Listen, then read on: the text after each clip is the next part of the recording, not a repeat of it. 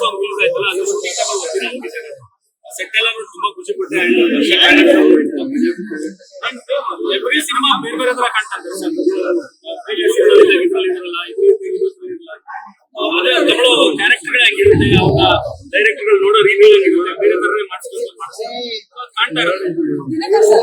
Darshan sir ಯಾವಾಗಲೂ ರೈತರ ಪರವಾಗಿ ಜಾಸ್ತಿ ಮೂವೀಸ್ ಮಾಡ್ತಾರೆ, ಇದ್ರಲ್ಲೂ ಕೂಡ ಮೆಸೇಜ್ ಇದೆಯಾ? ಅದ್ರ ಜೊತೆಗೆ ರಾಜಕೀಯ ಕಿತ್ತಾಟದ ಬಗ್ಗೆ ಒಂದೊಳ್ಳೆ ಮೆಸೇಜ್ ಇದೆ ಅಂತ ಹೇಳ್ತಾರೆ. ಸೊ ಏನ್ ಮೆಸೇಜ್ ಇರ್ಬೋದು? ನಿಮ್ಗೆ ಗೊತ್ತಿರ್ಬೋದು, ಸಿಎಂ ಕುರ್ಚಿ ಕಿತ್ತಾಟ ಅನ್ನೋದು ಆದಿ ವಿಧಿ ಜಗಳ ಆಗೋಗ್ತದೆ. ನಾನ್ಸಿ ಸೊ ಏನ್ ಮೆಸೇಜ್ ಕೊಟ್ಟಿದ್ದಾರೆ ಸರ್ಕಾರಕ್ಕೆ ಅಂತ ಹೇಳ್ಬೋದು. ಇವಾಗ ನೋಡಕ್ ಹೋಗ್ತಾ ಇದ್ರಿ, ನೋಡಾದ್ಮೇಲೆ ನೆಗೆಟಿವ್ ಶೇಡ್ ಒಬ್ಬ ಫ್ಯಾನ್ಸ್ ಗಳಿಗೆ ಒಂದು ಬೇರೆ ಲೆವೆಲ್ ಎಂಟರ್ಟೈನ್ಮೆಂಟ್ ಅಂತ ಹೇಳಿ ಸ್ವಲ್ಪ ಸೈಡ್ ನೆಗೆಟಿವ್ ಕ್ಯಾರೆಕ್ಟರ್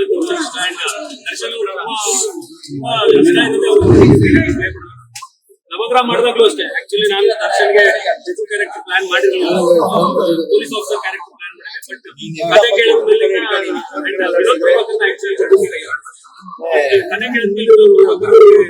ಭಯ ನೆಗೆಟಿವ್ ಬಟ್ ಅಲ್ಲೇ ದರ್ಶನ್ ಕೂತು ನಾನ್ ಮಾಡ್ತೀನಿ ಹಂಗೆ ಗೊತ್ತಿತ್ತು.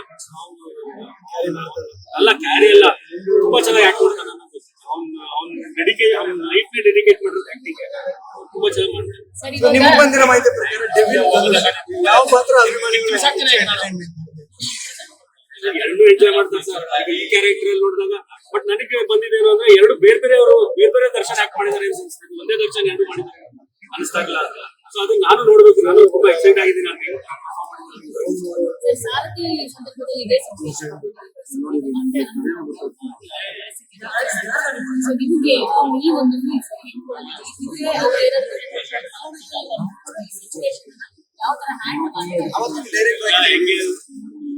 ಅಲ್ಲ ಹೆಂಗೆ ಅಂದ್ರೆ ಈಗ ಫಸ್ಟ್ ಟೈಮ್ ಆತರ ಆದಾಗ ತುಂಬಾ ಭಯ ಇರುತ್ತೆ ಏನಾಗುತ್ತೆ ಅಂತ.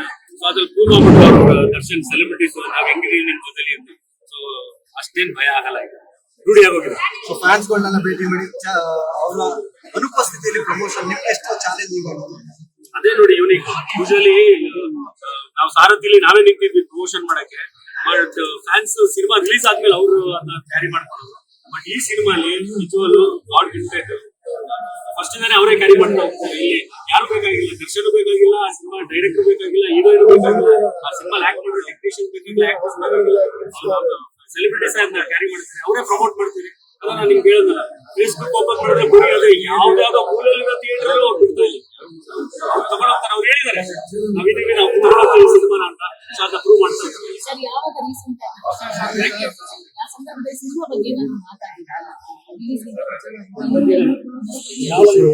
ಕಾನ್ಫಿಡೆಂಟ್ ಆಗಿದ್ದ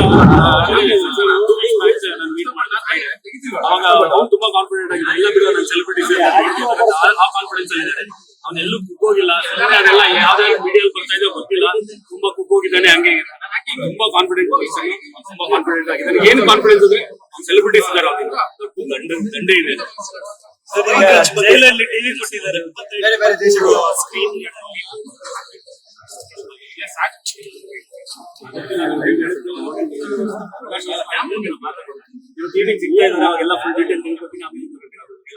ದರ್ಶನ್ ಅವ್ರ ಪರವಾಗಿ ಡೆವಿಲ್ ಸಿನಿಮಾನ ನೋಡ್ತಿರುವಂತವ್ರು ಅಭಿಮಾನಿಗಳು ಏನಿಲ್ಲ, ಕೈ ಮುಗಿಬೇಕಷ್ಟೇ.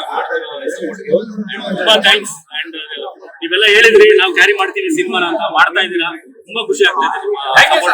ಸರ್, ಈಗ ನಿಮ್ಮ ಆಬ್ಸೆನ್ಸ್ ಅಲ್ಲಿ ಅಂದ್ರೆ ದರ್ಶನ್ ಅವರ ಆಬ್ಸೆನ್ಸ್ ಅಲ್ಲಿ ನೀವೆಲ್ಲ ಕಡೆ ಇಲ್ಲಿ ಬಂದಿದ್ದೀರಾ, ಹೋಗ್ತಾ ಇದ್ದೀರಿ ಫ್ಯಾನ್ಸ್ಗಳು ಇಲ್ಲ, ಅದನ್ನ ಹೇಳಿದ್ನಲ್ಲ, ದರ್ಶನ್ ಫ್ಯಾಮಿಲಿನೂ ಬೇಕಾಗಿಲ್ಲ ಈ ಸಿನಿಮಾ ಪ್ರಮೋಟ್ ಮಾಡಕ್ಕೆ, ಅವ್ರು ಸೆಲೆಬ್ರಿಟೀಸ್ ಮಾಡ್ತಾರೆ.